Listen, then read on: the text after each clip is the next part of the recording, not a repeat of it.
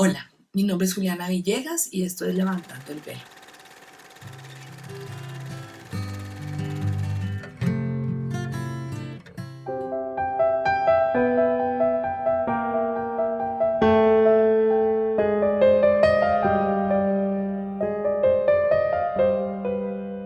Hoy quiero contarles un poco mi testimonio.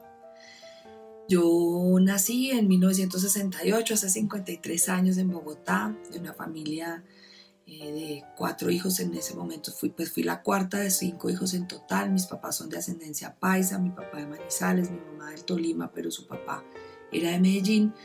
Una familia que ahora entiendo, digamos, sus objetivos eran como posicionarse social y económicamente en la capital.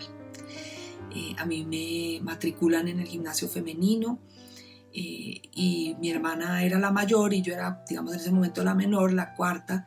Entonces la diferencia en edades entre nosotras era muy grande y pues también la diferencia en la manera de ser, en el carácter, también bastante distintas. En este colegio recibo una educación religiosa que me parece, digamos que buenas bases. En mi familia no se hablaba mucho de Dios, ni se rezaba. O sea, tal vez el ángel de la guarda antes de dormir. Mi mamá me enseñó esa oración y ella le prendía unas velitas al Espíritu Santo para que nos iluminara cuando teníamos previas, exámenes y yo sentía que eso funcionaba. Fui creciendo y yo siempre fui como una persona que creía lo que me decían. Entonces cuando me prepararon para la primera comunión yo estaba súper contenta. No entendía muy bien, pero me parecía lo máximo que iba a poder comulgar. Desde muy pequeña participé, me ponían a leer en la misa, entonces para mí la misa era muy especial. Bueno, fui creciendo así y a los 11 años nos fuimos a vivir a Australia porque mi papá lo nombraron cónsul general. Entonces nos fuimos toda la familia, los 5 hijos, con mis papás. Y yo estaba como con la inquietud de, tal vez a los 11 años es normal querer saber si uno es lindo o no. Y yo pensaba que la vida se trataba de conseguir un novio, que eventualmente algún día un esposo, pero yo no tenía quien preguntarle qué estaba bien, qué estaba mal. Todo era como por intuición, por lo que yo iba como viendo y entendiendo. Y muchas películas, yo creo que románticas desde chiquita y los cuentos de hadas y todo. Estando en Australia, pues empecé, digamos, a tener encuentros más cercanos con muchachos y, y siempre sentía como ese vacío, como que no llegaba la persona, pero yo seguía buscando, buscando, buscando y buscando mal. Cuando tenía yo creo que unos 15 y 16 años, fui a acompañar un retiro de un campamento de las niñas de mi colegio, que el padre me invitó a que lo ayudara con otras niñas grandes a cuidar un grupo, una convivencia de niñas menores. En esa convivencia conocimos a un grupo de una iglesia protestante que iban con niños. Entonces las niñas de nuestro grupo querían estar con los niños. Y el líder que llevaba esa convivencia llegó a visitarnos por la noche al padre, a las otras, digamos, encargadas de la convivencia de las niñas, y empezó a hablarnos de la Biblia, llevaba su Biblia ahí. Bueno, yo quedé fascinada desde el momento en que lo vi, y busqué la manera de mantenerme en contacto. Entonces él me empezó a hablar de Dios, me enseñó, me decía que por qué no leía la Biblia, me regaló unos libros y yo empecé a leer, a investigar y empecé a tener como un encuentro ya más personal. Entendí que Jesucristo había muerto por mí, que el peligro que vivía la humanidad, que la humanidad iba camino a su propia destrucción y que no sabía, y entendí pues que yo era pecadora y entendí una cantidad de cosas que no había entendido antes. Y, y me fascinaba leer, entonces ya busqué donde quedaba una librería que vendiera libros así y escuchar música como que tuviese un mensaje, pero en paralelo seguía buscando el amor de mi vida. Regreso a Colombia y regreso a hacer el último año en el colegio, en el femenino, y aunque con Michael conocí un poco como la visión protestante de la fe y aprendí muchas cosas, yo sentía que si yo había nacido católica era por algo. Entonces me vengo a Colombia y aunque Michael me había dado unos contactos, yo hablé con la gente y todo, pero realmente yo me fui a buscar qué había en la iglesia católica. Fui a mi parroquia, Santa Beatriz, y encontré un grupo, invitaban a un grupo juvenil los sábados a las 3 de la tarde, allá fui. La primera vez solo estábamos el guitarrista y yo, pero yo seguí y perseveré porque yo quería encontrar eso. En paralelo seguía buscando el amor de mi vida y haciendo todas las cosas mal. Yo quería encontrar, es algo que tenía que llenarme. Y todo esto muy sola porque mi familia no era creyente, mi familia realmente no iba a misa, eso era como algo que yo hacía sola. En Santa Beatriz pues conocí diferentes amigos, seminaristas que hoy en día pues son ya sacerdotes, inclusive dos de los amigos de esa época son obispos hoy en día, eh, José Daniel Falla pues que falleció el año pasado y Luis Manuel Alí. Eh, Compartimos muchos tiempos juntos, aprendimos muchas cosas, hicimos misiones, servíamos, trabajábamos en la parroquia, invitábamos a los jóvenes, teníamos grupos de estudio, bueno, hacíamos muchas cosas. Eh, yo creo que tal vez en esa edad lo que nos faltó y no sabíamos hacerlo y yo no sabía menos que nadie, era hacer un poco revisión de vida. Yo creo que en la parte, digamos, de aprender, de estudiar, de alabar, de cantar, de orar, crecí mucho, pero no sabía muy bien revisar la vida y ver las inconsistencias que claramente vivía. Cuando termino la carrera me caso, apenas termino la carrera, muy decepcionada del amor porque Michael había venido de Australia cuando supo pues que yo me había metido en una cantidad de líos estudiando psicología en la Javeriana. Me ha dicho no, que él me quería, que me cuidara, que bueno, que yo era un tesoro de Dios, y yo tuve la gran ilusión de que él iba a venir y se iba a casar conmigo y me iba a llevar a vivir con él, íbamos a ser misioneros por allá, quién sabe, en una isla perdida en Fiji o quién sabe dónde. Pero pues él vino, estuvo 3 semanas en mi casa, oramos, caminamos, paseamos, conocimos, compartimos muchísimas cosas lindas y yo estaba súper enamorada, pero cuando él se fue no volvió a aparecer. Entonces la conclusión que yo saqué es que el amor no existía y que eso que yo estaba buscando nunca lo iba a tener. Entonces, pues que no esperara más eso. Sin embargo, yo le pedí a Dios que no me dejara sola, que no me dejara sola y que yo no quería estar sola. Entonces conozco, antes estaba como a mitad de carrera en la universidad, conozco a quien fue mi esposo, Iván Gallegos, y yo pues como estaba decepcionada del amor realmente no me di cuenta que yo no estaba enamorada, sino pensé que simplemente le veía cualidades, veía que era trabajador, que era una persona emprendedora, que era alegre, y me acolitaba lo que yo quería, entonces me acolitaba mis grupos, me acolitaba como las cosas que yo quería lograr, entonces yo sentía que era una buena pareja. Nos casamos y estando casados sigo yo sintiendo este vacío, esta desesperación y de alguna manera yo siento que él también. Entonces empezamos, yo decía, la única manera es Dios, tenemos que buscar a Dios y un matrimonio sin Dios no va a funcionar. Entonces empezamos a buscar por todas partes, equipos de Nuestra Señora, retiros de matrimonios en el Valle de Charité, fuimos al Opus Dei, buscamos por todas partes.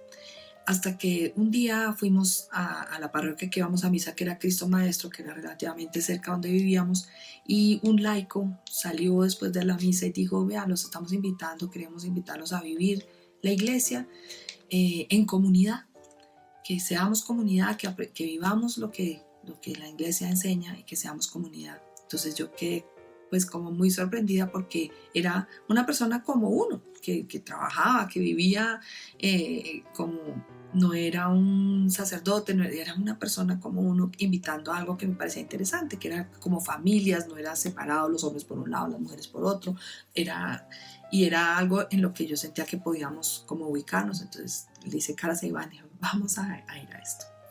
En esa comunidad, con estas personas empezamos a caminar y empezamos a hacer de verdad una revisión de vida. Empezamos a ver qué de lo que nosotros vivimos es coherente o incoherente con las enseñanzas de la iglesia. Empezamos a estudiar los documentos de la iglesia, Vaticano II, acaba de salir el catecismo de la iglesia católica, lo empezamos a estudiar. Estamos, bueno, realmente, ¿cuál es nuestra fe? ¿En qué debemos creer y cómo se debe vivir? Y todo lo que íbamos estudiando lo íbamos poniendo en práctica. lo íbamos aplicando a nuestra vida. Así fue que fuimos llegando a comprender, Iván y yo, pues que realmente estábamos casados por los motivos equivocados. Yo un poco desesperada, cansada de buscar un amor que no encontraba. No quería quedarme sola. Iván por otros motivos que él los contará el día que él dé su testimonio. Pero definitivamente pues que no éramos, no estábamos por las razones que eran. Y empezamos a descubrir muchas cosas. Yo empecé a descubrir que no solamente eran las mentiras que uno decía, sino las mentiras que uno vivía, que uno se autoconvencía. Y empecé a querer sacar a la luz las cosas y a enderezar lo que había hecho torcido. Hablé con mis papás y les conté la historia verdadera de mi vida, porque yo había vivido como una vida doble. Por un lado, la Juliana de orar, de buscar a Dios, de rezar, y por otro lado, la Juliana que buscaba era un amor que satisfaciera sus ansias y que estaba haciendo todo mal, el corazón repartido en 1000 pedacitos, no sabía ni qué quería, ni a quién quería, ni quién me quería, ni si me quería a mí misma. Entonces empecé a contarle a mis papás, a decirles, esta soy yo, a integrar como todas esas partes de mi vida, y era un proceso pues difícil, siendo además ya psicóloga, entendiendo lo que todo eso implicaba para mí y queriendo servirle al Señor y queriendo que el Señor sanara mi vida, que el Señor hiciera de mí un instrumento útil para Él. En esta comunidad pues conocimos a muchas personas, éramos muy activos y trabajábamos en eso, como en sacar a la luz para poder sanar y en entregarle al Señor nuestra vida, nuestro trabajo, nuestro esfuerzo, para que otros conocieran esa salvación, esa posibilidad de ser rescatados, de ser limpiados, sanados, recuperados. Ahí empieza para mí, yo creo que el verdadero encuentro con el Señor, un Dios que me limpia, que me levanta, que me confronta, pero que me ama, que me perdona y que le da un sentido a mi vida. Esa comunidad, pues tuvimos unas experiencias muy fuertes, y al tener esas experiencias tan fuertes, terminamos por construir una familia más que una comunidad. Tuvimos un retiro en 1997, un retiro donde pasaron muchas cosas que nos ha tomado el resto de la vida ir como asimilando y comprendiendo, pero que siento que dividió mi vida en un antes y un después. Porque antes uno intuía, pero a partir de ahí vi con mis ojos muchas cosas que han tratado de apagar de 1000 maneras y no han podido. Y creo que a partir de ahí el Señor me ha llevado en un viaje amoroso pero exigente, para ir sanando todas esas heridas que yo traía, para ir recuperando mi capacidad de amar, para restaurar mi corazón y para hacer de mí alguien útil, poder llevar su palabra, para poder contarle a otros que existe esa salvación, que Jesucristo murió por nuestros pecados, que nosotros necesitamos darle el sí, recibirlo para que Él nos pueda transformar, y que Él lo viene y lo hace. Y tiene maneras de hacerlo sorprendentes. Él sabe exactamente lo que uno necesita en cada momento y se lo da, pero también sabe cuándo hay que exigir y que uno dé un paso más y un paso más. Y creo que desde 1997 hasta hoy ha sido un poco aprender a morir, aprender a ser generoso, aprender a dar, aprender a amar y aprender a morir, aprender a soltar y a entregar y recibir lo que el Señor me da, que me da con creces.